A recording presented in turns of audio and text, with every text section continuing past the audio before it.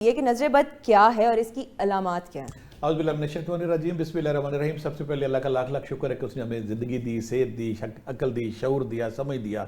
मैं अक्सर कहता होता हूँ कि जब से महंगाई की अफरीत ने लोगों को निगलना शुरू किया है, जब से मटीरियलिज्म आ गया है, हर बंदा दौड़ में लगा हुआ है, ना ख़त्म होने वाली उस सड़क पर दौड़ रहा है जिसका एंड ही कोई नहीं। हर बंदा कहता है मैं आगे निकल जाऊँ, आगे निकल जाऊँ, आगे निकल जाऊँ, मेरे पास पैसा ज़्यादा हो, मेरे पास सोर्सेज ज़्यादा हो, मेरे पास शोहरत ज़्यादा हो, मेरी खूबसूरती ज़्यादा हो, मेरे पास औलाद ज़्यादा हो, मेरे पास गाड़ियाँ, मेरे घर, एक कनाल, दो वाला, 4 कनाल, 4 वाला, 6 कनाल, घर के पोर्शन में गाड़ियाँ कितनी खड़ी हैं, 2 खड़ी, 4 खड़ी, 6 खड़ी, यानी कंपटीशन, एक ना ख़त्म होने वाले कंपटीशन में हम फंस गए आके। हर बंदा उसी में लगे जा रहा है।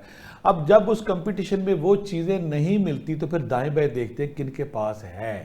तो फिर जब किसी के पास चाहे वो औलाद है, चाहे वो गाड़ियाँ हैं, चाहे वो बंगला है, चाहे वो हुस्न है, चाहे वो टैलेंट है, चाहे उसका कैरियर है, चाहे उसकी पोस्ट है, तो जेलसी में फिर कहते हैं कि ये इस पे क्यों है। नजरेबाज की तारीफ करने से पहले मैं यहाँ एक बात क्लियर कर दूं, जो बंदा भी किसी के टैलेंट, किसी की शक्ल, किसी की अकल, किसी की गाड़ी, किसी के घर, किसी के हुस्न, किसी की पोस्ट, किसी की वजह से जेलसी का शिकार होता है, हसद का शिकार होता है, कॉम्प्लेक्स हो जाते वो हैं। बुनियादी तौर पर अल्लाह की तकसीम के खिलाफ होता है। वो अल्लाह को चैलेंज कर रहा होता है कि अल्लाह तूने इसको क्यों दिया। तो ये बात क्लियर कर लें कि जब भी आप किसी हसद करते हैं, जलसी रखते हैं, हसद रखते हैं, या मैं अपनी बात का स्टार्ट एक बात से करूंगा। नबी करीम सल्लल्लाहु अलैहि वसल्लम बैठे हुए थे, एक सहाबी वहां से उठते हैं, तो जब उठ के जाने लगते तो आप जब चले जाते हैं तो आका करीम फरमाते हैं अगर किसी ने किसी जिंदा जन्नती को देखना है तो इसको देख ले। जन्नती, सारे सहाबा कराम हैरान हो गया कि ये कौन सा बंदा है जिसको दुनिया में जन्नत का सर्टिफिकेट मिल गया। तो आप एक सहाबी ना पीछे लग गया। वो सहाबी जब घर पहुंचे तो उनके पीछे कहता मैंने आपके घर ठहरना है। सहाबी ने कहा साथ में मेरे पास ठहर जाए।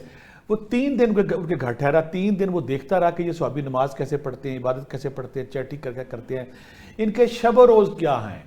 3 दिन जब हो गए ना तो उसको खास बात नजर नहीं आई। तो कहने लगा मैं 3 दिन आपके पास ठहरा हूँ, अब मैं वापस जाने लगा हूँ, लेकिन मेरे क्वेश्चन है जिसने मुझे 3 दिन आपके पास ठहराए रखा।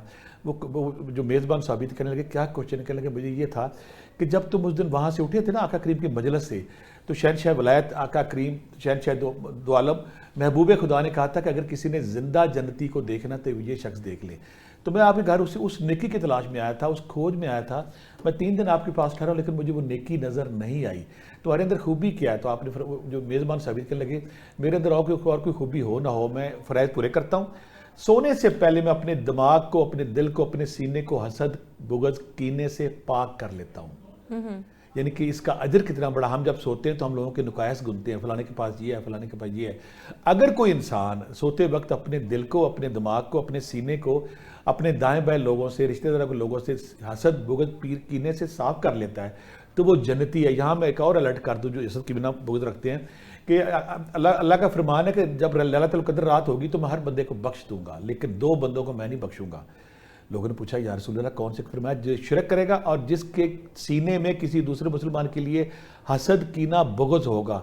तो क्या आप जो हसद करते हैं, क्या जो कीना रखते हैं, बुग़्ज़ रखते हैं, आप ये चाहते हैं कि रोज़े महशर आपको अल्लाह ठुकरा दे कि तुमने हसद, कीना, बुग़्ज़ रखा था? अगर आप चाहते हैं कि ज़मीन पर जन्नत का खिताब आप पालें, अगर आप चाहते हैं कि रोज़े महशर आप अल्लाह ताला की शफा पालें, तो फिर आपको हसद और कीने, बुग़्ज़ से पाक होना पड़ेगा। अब मेरी बेटी ने सवाल किया कि हसद, कीना, बुग़्ज़ है क्या?